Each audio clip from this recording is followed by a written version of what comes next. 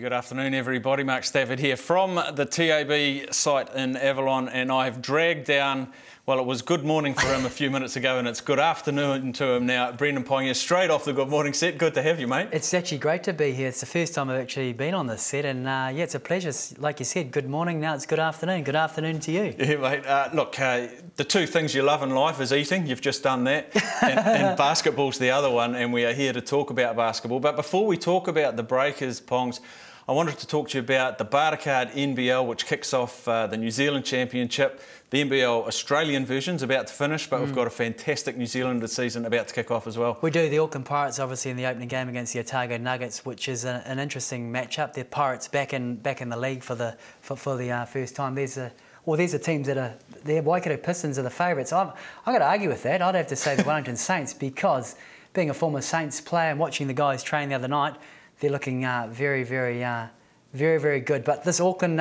Pirates side, no Dylan Boucher though in their opening game, and I think he's the key for such a young side.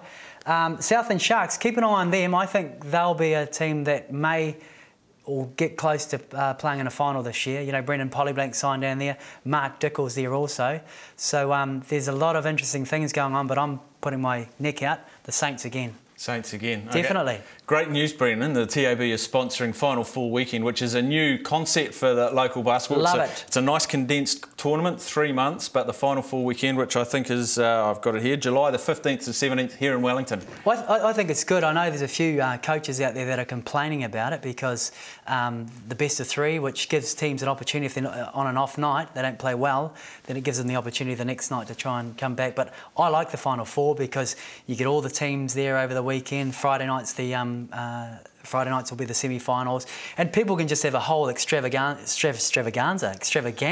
of basketball for the weekend, and it'll be good, and it's great to be here in Wellington.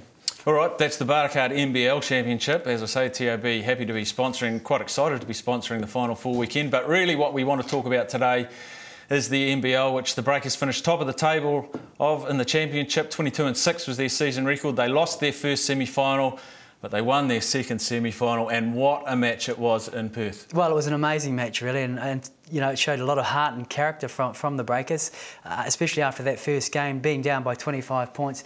As you can see here, Mika Vakona, what a warrior, and showing his warriorness there. You know, him and Jesse Wagstaff. Jesse Wagstaff, probably one of their sort of tough, intimidating players, but Mika really playing on one leg. I mean, the medical staff pretty much said that he wouldn't be, you know, it was a pretty bad injury that he had.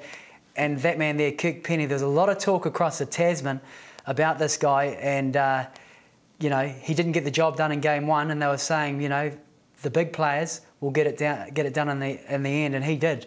38 points is phenomenal. I thought a lot of players stepped up for the Breakers. Bit of foul trouble down the crunch. CJ Bruton had a quiet game. He did have a quiet game. He had a very quiet game. He's a clutch, big game player too. Well, he is, but the great thing about it is he didn't have a great game and they won. So there's another weapon for you that can do the damage. But here, it's shots like this. He just subbed into the game there, a deep three-point shot, and he's the type of guy that the Perth Wildcats defence, will have to keep an eye on. But this guy here, he impressed with his passing. There you go, Penny again. He was just dominant. He really showed why he was an MVP candidate. Kevin Braswell, towards the end here, there's one, he gets two on the pop, I think in about 30 seconds of big each shots. 6 points at the crunch end of the game. Well, they were big shots, and when you look at the matchup there with him, he did the job. He got the job done, and people have been talking about his turnovers. I mean, he's going to make turnovers because he tries to make the big play, but I think with Andre Lamanis, they trust him, they rely on him, and I think he'll be a key also tonight. So much talk about the Breakers, and they live and die on the three-point shot. Are you confident that if the three-point shot's not working for them, that they've got a B plan? Yeah, I think so, and I think the key for losing the first game was with no Vakona. I think when you've got somebody that dominates the boards, that hustles that hard, they're a different side, and I think he creates energy for everybody else. I think if the shot's not on, I think they can play that inside offense. I think with Wilkinson, I know Wilkinson he hasn't been feeling very well the last week or so, but he's a guy that can consolidate on the post and get the job done. All right, let's have a look at the head-to-head prices now that we're offering on the game, and reminding you that there is live betting right through the game. 145 the Breakers, 260 the Wildcats. Wow, that's especially come semi-final time. That's I expect the Breakers to win tonight, and those odds there. But I know there'll be a few Perth Wildcats supporters there be throwing a bit of a coin on their team because after the last time they played here, they did give the Breakers a bit of a toweling. So. There's a lot in that. And what's that here? That's total combined points. And I'm just wondering, with the defensive-minded Wildcats, 169 points and under, 170 and over. That's about, what is that, 85 points a half? Yeah, that's pretty fair though. That there, in terms, unless, for example, the Breakers light it up and get over 100 points. I think if they do get over 100 points, don't Burger King shout a burger for everyone.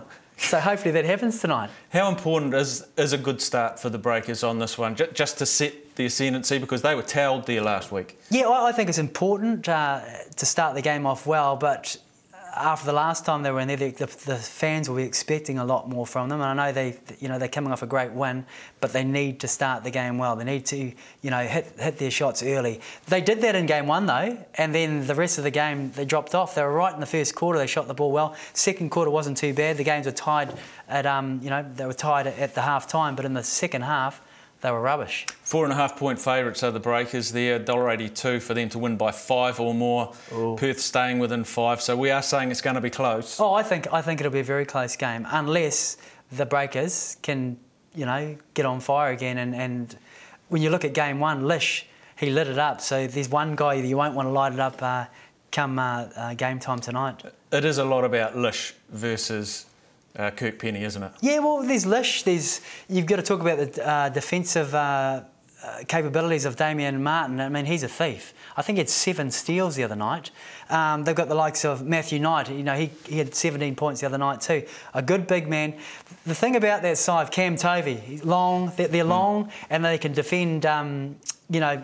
Players that are a lot shorter than them. And when you look at the Kirk Penny 6'5", they've got guys maybe 6'6", 6'7" that are a little bit longer. So, it's interesting. We've got a special option tonight, punters, for Kirk Penny total points. Now, season average is 20.6. He got 38 in Game 2 in Perth. Yeah. He's back on his home court.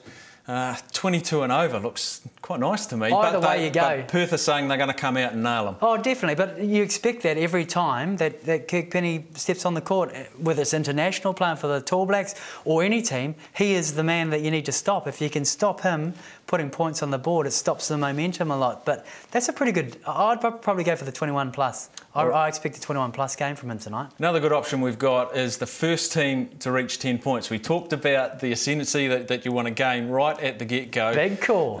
So this could be over in 4 or 5 minutes. Who's going to get to 10 points first? So that's quite an exciting option. That is a very good option. I've never heard of that option before, the first and 10 points. I'd pick the Breakers to get there tonight. I just think they'll be up for the game. They're back home, and I just don't think they want to leave it how it was in the last game after that toweling. So if I'm reading you right, Pongs, you are saying that the Breakers are going to win. Yep. It's going to be high scoring. Kirk Penny's going to get plenty. Yep. Will be the first to 10 points. Breakers all the way. Oh, I expect Breakers to win tonight. I really do. I think they turned a circle, or turned around the other night in Perth. Tough to win in Perth, really, really tough. Big crowd, and they played under pressure, and the whole momentum swung. And I expect them to win by 10 plus tonight. 10 plus. There you go. That's my call. There you are. Brendan Ponga's call. If you lose money, blame me. 10 plus for the former Tall Black and former Saint, Brendan Ponga. He's full of baking from the Good Morning set. He didn't bring any with him, which is very upsetting to me. Thanks very much for joining us. We'll see you again in the next few weeks. Plenty of basketball coming up.